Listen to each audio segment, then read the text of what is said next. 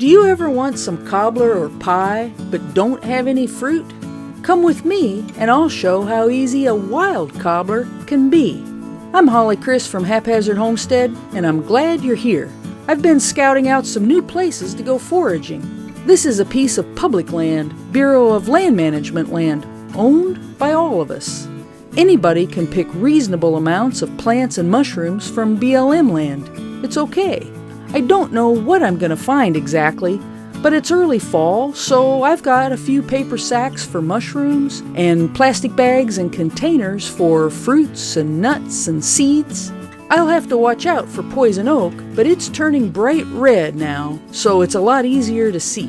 One of the first things I notice are blackberries. These are all dried up from being in the hot summer sun. This patch is dried up too, but do you see what's behind it? Yeah, an apple tree. Now I've got a plan, and that plan is Cobbler, Blackberry apple cobbler. Looking around, there are apple trees all over the place, so I can be choosy and focus on ones that are in good shape and easy to pick. I need to find a blackberry patch that gets shade in the afternoon. Those berries will be in better shape. Right on the edge of this field, I think I found what I'm looking for. That's a good blackberry patch. The ripe ones are the sweetest. They are big and black. They've lost that glossy shine, but still look solid. So it's time to get down to business. The containers I brought are not the best for juicy berries because they have slots in them, but it'll work out okay. I'm not trying to pick all the berries, just enough for cobbler. Because I'm picking for cobbler and not jam or jelly, I want the ripest, sweetest berries I can find. No half-ripe red ones in this batch. You don't try to pull. Look what happens. If you try to pull, then you're just going to pull them apart. And that's all fine if you're going to eat them. But it makes for a sloppy berry picking. That is sloppy berry picking.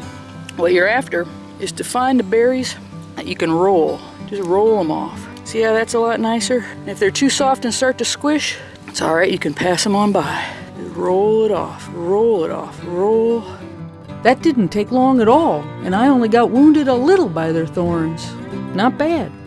Now it's time to go get some apples. I saw this apple tree on the way in. It looked pretty good. There sure are a lot of apples, and there's some down low that I can get to. The ones on the tree aren't quite ripe. I'm just going to try that one right there. Huh. There's green, all right. Holy smokes, that's green.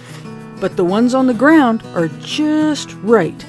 Good flavor with a nice tart bite.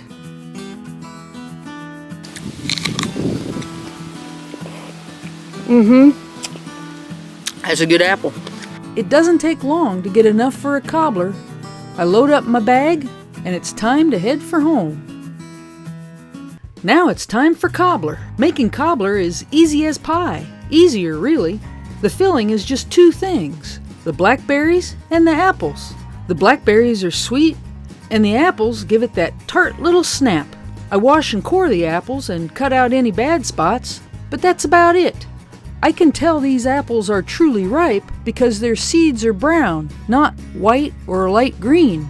Sure, there's bugs and bruises, and if you were buying the apples, you'd be upset about that because you usually pay for apples by the pound, and who wants to pay for bugs and bruises? But when they're wild apples, it doesn't matter at all. There's still plenty, and they were free and easy to get. Wild apples are great for beginning foragers because you already know what an apple looks like. It can be a big step to use fruit that isn't perfect, but when the payoff is cobbler, the adjustment has got to be easier. I don't peel these apples for making cobbler, even though they were on the ground. They'll cook up just fine. All I do is put the blackberries on top of the apples, and then put that on the stove on medium-low heat. That's a lot. Apples, blackberries. That's gonna be so good. Oh man.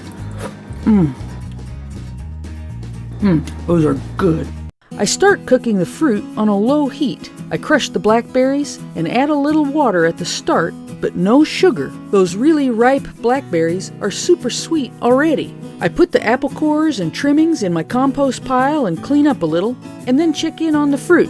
I can turn the heat up on the stove as the fruit cooks down. Now it's time to make the cobbler crust. I am not a good crust maker, but that's the magic of a cobbler.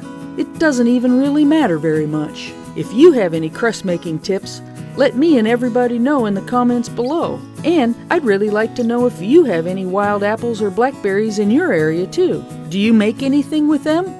Let me know. Maybe I'd like to try that out myself.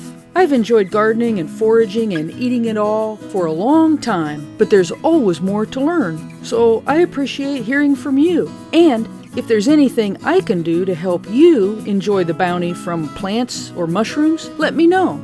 Okay, the crust isn't fancy, but it will be just fine. Don't forget to check the fruit. After it's cooked down, that's a good time to check how it tastes. If those berries are ripe, it will be plenty sweet enough. But really ripe berries need something tart like the apples to make that blackberry flavor really jump out. And the apples have the pectin to thicken up the cobbler without adding anything else like flour or cornstarch. Now I just put the crust on top. I almost didn't use any sugar, but I like sugar and cinnamon on the top. Then I put it all in a 400-degree oven until the crust looks done. You know you're going to get a live taste review, but if you wait until the very end, you'll see how to make this cobbler taste even better.